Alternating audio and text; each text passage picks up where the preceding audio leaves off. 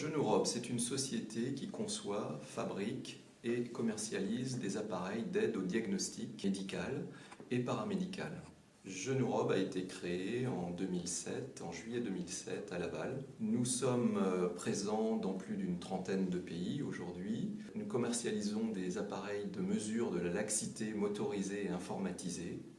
Ces appareils permettent de détecter les lésions des ligaments croisés du genou, par exemple. Notre vision pour Genorob, c'est d'être le leader mondial dans la fabrication et la commercialisation d'appareils motorisés et informatisés d'aide au diagnostic des lésions ligamentaires du genou. C'est un projet que nous avons nommé Dynilax. C'est un projet sur 3 ans qui a débuté en février 2015 et qui se terminera en 2018. Eurostar était vraiment adapté aux PME ou TPE pour ce genre de programme de recherche. Puisque le Eureka, par exemple, qui est plus adapté pour des plus gros labos, on a fait appel à un cabinet lyonnais, qui est le cabinet Letton, qui a permis de monter ce dossier. Le cabinet Letton nous a permis de recruter un partenaire, notamment celui de la République tchèque, pour le développement informatique. C'était une problématique que nous avions. Nous n'avions pas de personnes ou de sociétés dans le médical assez expérimentées pour faire ce type de développement. Donc, il nous a fallu 6 mois pour peaufiner ce dossier et le déposer en septembre 2014, à la mi-décembre, qu'on a reçu la validation de ce dossier. Ensuite, il a fallu valider l'accord de consortium avec les 5 partenaires. Et il y a eu de nombreux échanges et puis on a finalisé cela fin janvier, début février, avec une signature de tous les partenaires. Ce projet a nécessité le regroupement de plusieurs entités, notamment internationales, c'est-à-dire une entité luxembourgeoise et une entité tchèque. Sans cela, il aurait été difficile en interne de pouvoir développer ce projet seul.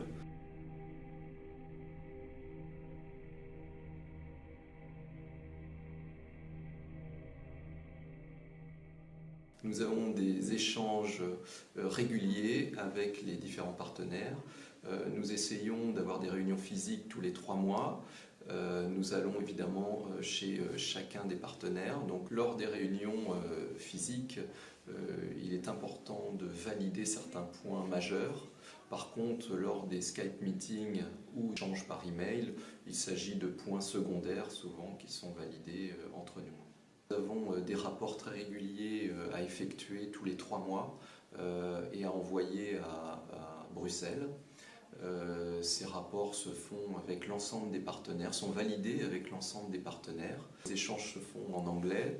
Bien sûr, le dossier, lui aussi, a été écrit en anglais par le cabinet Letton. La particularité, c'était que nous, au sein de notre société, nous avions des personnes qui maîtrisaient plus ou moins l'anglais et il a fallu je dirais, les aider, et puis aussi ils ont fait une formation pour pouvoir améliorer la pratique de la langue et échanger avec leurs collègues tchèques par exemple ou luxembourgeois. En tant que pilote, cela nécessite quand même de toujours solliciter les différents partenaires, éviter que ces partenaires fonctionnent de manière isolée. Il faut toujours créer un groupe, donc une sorte d'amalgame pour que tout fonctionne bien. Et là, le rôle du pilote est important de recadrer à chaque fois les choses. Aujourd'hui, nous sommes à la moitié du projet. Les choses avancent correctement. Nous suivons le Gantt. Il est vrai que ce projet est très enrichissant parce que nous avons des échanges avec des professionnels étrangers qui sont très expérimentés dans leur domaine. Alors, le budget global de Dynilax, c'est 1,3 million. Pour notre part, une aide de BPI France qui prend en charge 40% du montant de notre dépense, donc qui est de l'ordre de 200 000 euros.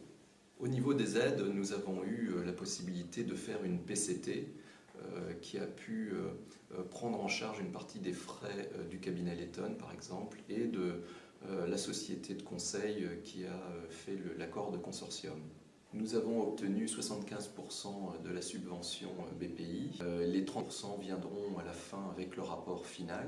Grâce à ce type de projet, évidemment, on a des contacts avec des partenaires internationaux, souvent européens, mais ça permet aussi de développer des projets qui vont prendre une envergure internationale et qui peut être amené